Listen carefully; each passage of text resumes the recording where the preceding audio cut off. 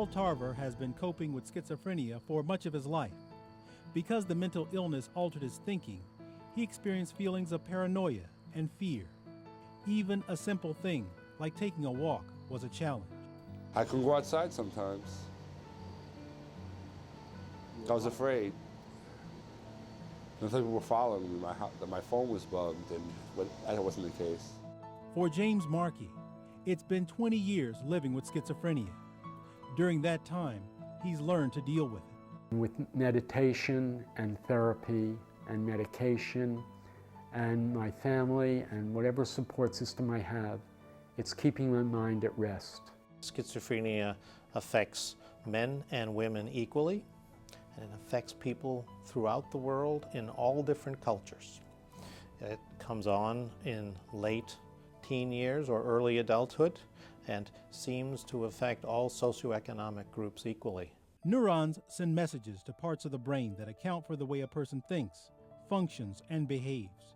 Neurotransmitters in the brain, such as dopamine and serotonin, may not function correctly in patients with schizophrenia, and the condition can affect a person's ability to think clearly, manage emotions, make decisions, and relate to others. As a result, there's a negative stigma associated with schizophrenia and other mental illnesses. Schizophrenia is a very, very complex illness that changes people's thinking, their perceptions, their mood, their intellect. Overcoming the disease begins with an evaluation by a medical professional. Once a diagnosis is made, family and friends play a large role in how well a patient does with treatment. Here's Dad and me. Good picture of the two of us. Things are much easier these days for the Markey family. James's father says his son has seen some tough times and has worked incredibly hard to earn the independent, successful life he is living right now. There was a time,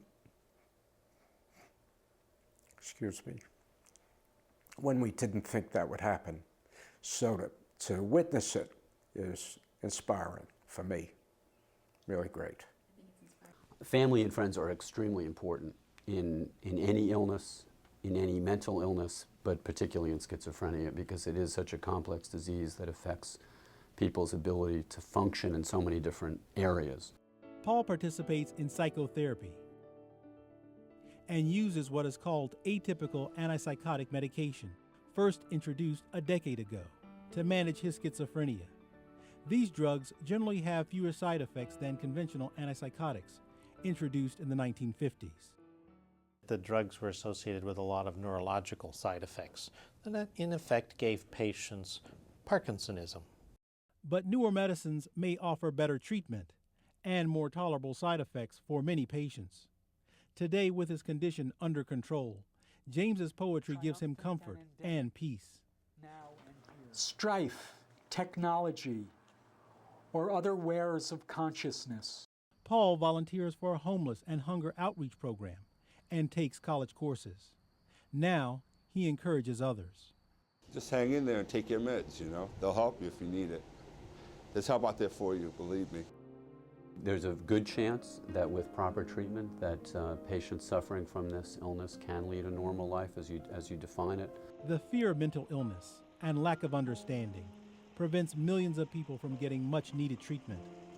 But these conditions are treatable with more than just medication. It also takes education and compassion.